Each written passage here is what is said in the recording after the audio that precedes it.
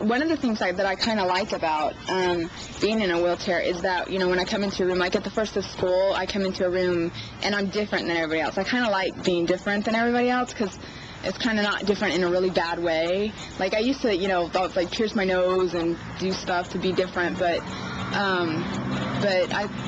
that's what I kind of like about spinal cord injury. I mean, I'm different than everybody else, and so I just wanted to point that out. You get to park real close. Yeah, I park real close, and everybody's really nice to me.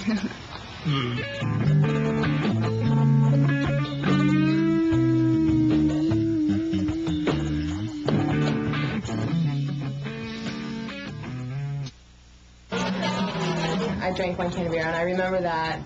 And then after that, I don't remember anything, but and, I went to a bar. People that were there told me I had 1 beer and 1 shot of tequila. However, my blood alcohol was 0.248, so I obviously had quite a bit more than that. And I left there at about 12:30, and I was on my way to another bar.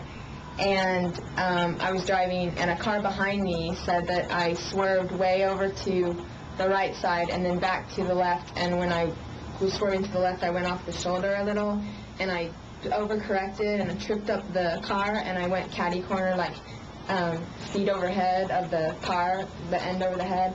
And I wasn't wearing my seatbelt, so I went off the windshield the first time that it flipped over, and then it kept flipping, and I stayed there.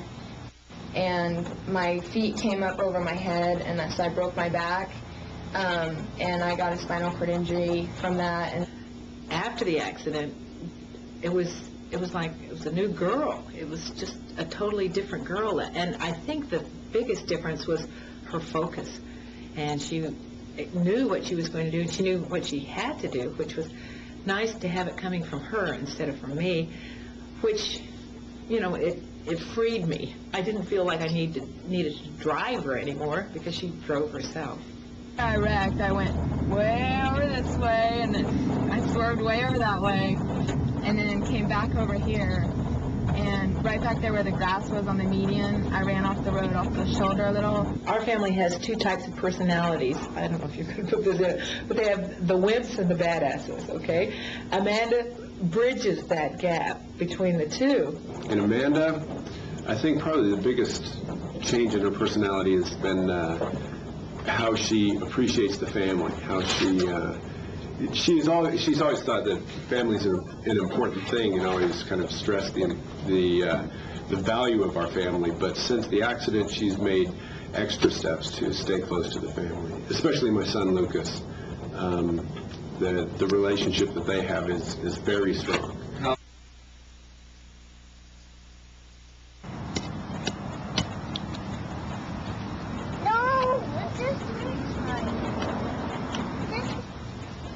When I was in the hospital, all I wanted to do was be able to, like, still play with Lucas. And then he came to the hospital to see me, and he was really scared of me at first, and I was so sad. But now he likes to go around the block, and he pushes me around, and he likes to roll around in my wheelchair. Hi. Let's see if you can come back on there, like this.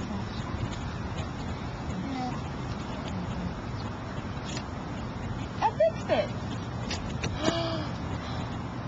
I have a picture of me in the hospital. My body was really puffed up, and I don't know why that happened, but I had feeding tubes in my nose and a tube down my throat. I don't know where it went to, and then a chest tube in my side that went to my lung to keep it flowing up. Why? I ain't gonna hold this Okay. Why is she sick? Because her tummy, you got tummy ache. I got a tummy ache? What happened to me?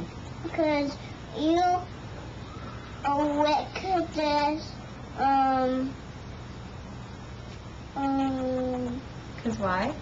Because it hurt you. What hurt me? This wet this hurt you, chin. You have to have subtitles on all that. I don't know. Lucas, can I walk? Did I used to be able to walk? Yeah. Do you remember when I used to walk? Yeah. So now, how come I'm in a wheelchair? You Pop Willie. Hi, Pop Willie. First sit right here. Did she tell you the elephant analogy? No. There's a documentary about the life of elephants, and in one scene there was an injured elephant is surrounded by the rest of the herd, and they all face out to guard this one elephant while he's fallen down and he's trying to recover.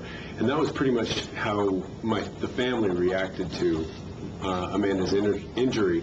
Nobody knew I was going to come home, and sure enough, I pulled in 2 days ago about 2 o'clock in the morning. And first time anybody had seen me for a long time, especially my parents. It had been 2 years for them, and I walked down to Amanda's room, and she wasn't in her wheelchair or anything, but she was in bed. And my mom says, "Amanda, guess who just came home?" It's Lincoln. And Amanda was just, "Yeah, really?" And I don't know. It's one of those things I remember coming down. It's about 1,400-mile trip, and I remember coming down the whole way and thinking, how am I going to do this? When I see Amanda, am I going to, I wanted to script something out, thinking almost like somebody on their first date, well, what am I going to say to You her? walked down there like, come here often? Yeah, exactly. I was just like, nice shirt. What's your sign, Amanda? Exactly. And I was really stressing for the words, and I didn't. And the truth is that I went on blind faith. And Well, I've seen tattoos on other people that I really liked, but I never did want my kids to be tattooed. Now she's the third, and she kept saying that she was going to get a tattoo, and Amanda's got kind of funny judgment, so I could see all kinds of weird things. But as it turns out, I like her tattoo.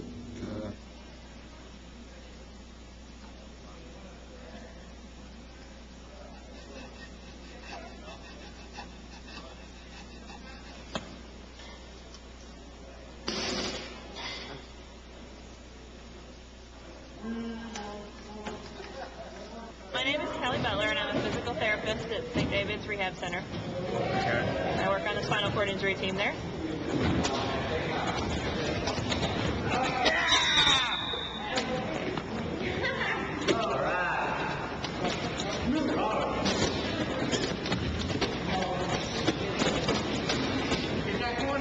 People after they leave rehab, we don't see them again, but Amanda's made it a point to come back and visit with a lot of our new patients and share her insights that she's learned over the past year with our new patients. And from what I've learned from the patients, that's a very helpful thing.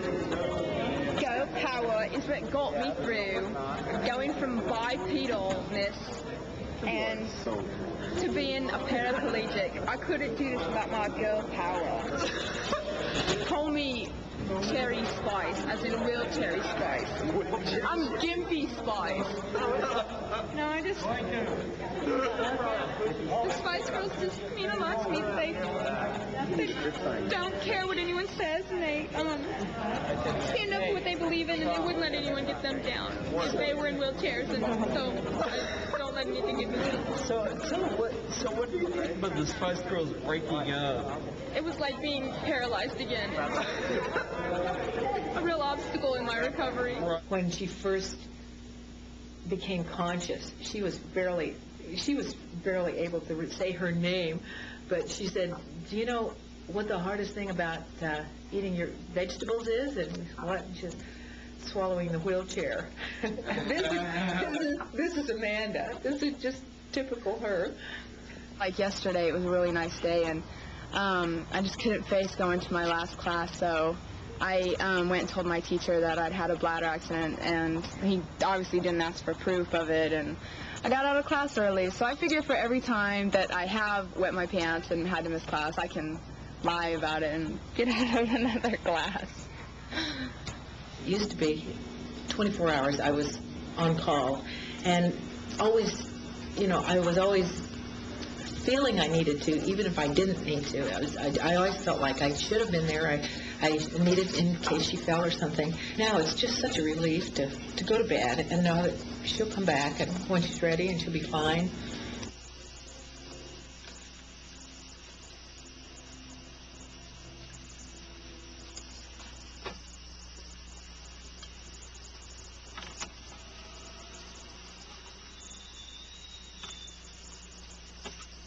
The whole issue came up about her, want to drive. What did you think about it? I thought it was great. I hate to be cliche, but it was like get back on the horse. And one is that not just for the sake of overcoming maybe that fear, but there's a huge sense of independence that mobility brings.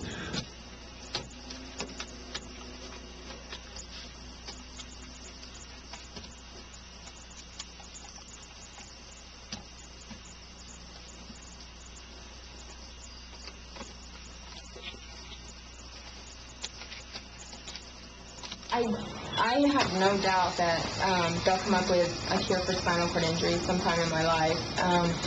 But I don't wake up every morning and read the paper to see if it's in the paper that they did. And if they don't, that's cool too, because I can deal with this. And I'm so grateful that it was just me in the wreck and that I didn't have a head injury, and it could have been so much worse. And the person I am now is just, I kick ass now.